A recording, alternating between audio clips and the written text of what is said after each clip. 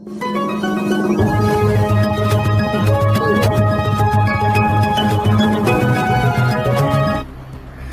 महानगरपालिकेच्या आवारातील गोडाऊनमधून अतिक्रमण मोहिमेत जप्त केलेले जुने लोखंडी भंगार साहित्य चोरून घेऊन जात असताना एका टेम्पो चालकाला रंगेहात पकडण्यात आले।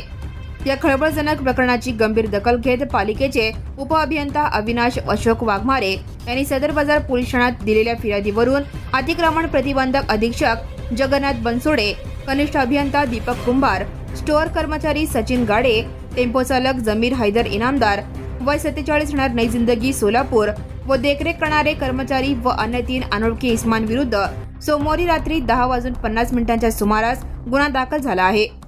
अतिक्रमण मोहिमेत जप्त केलेले साहित्य सांभाळण्याची किंवा दंडात्मक पावती फाडून ते सोडण्याची कायदेशीर जबाबदारी अतिक्रमण प्रतिबंधक अधीक्षक जगन्नाथ बनसोडे, कनिष्ठ अभियंता दीपक कुंभार, स्टोअर कर्मचारी सचिन गाडे व देखरेख करणाऱ्या कर्मचाऱ्यांची होती। मात्र कोणत्याही विभागाची परवानगी न घेता किंवा दंडाची पावती न फाडता हे सरकारी साहित्य चोरीला जात होते।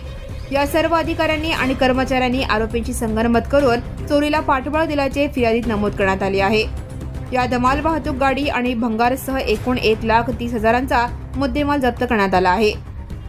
या प्रकरणात महापालिका अधिकाऱ्यांनी फिर्याद द्यावी आणि पोलिसांनी गुन्हा दाखल करावा यासाठी शिंदे सेनेचे गटनेते अमोल शिंदे आणि काँग्रेसचे गटनेते चेतन नरोटे यांनी सायंकाळी 6 ते रात्री 11 वाजेपर्यंत सदर बाजार पोलीस ठाण्यात ठिय्या मारून होते। Now and press the bell icon. Never miss a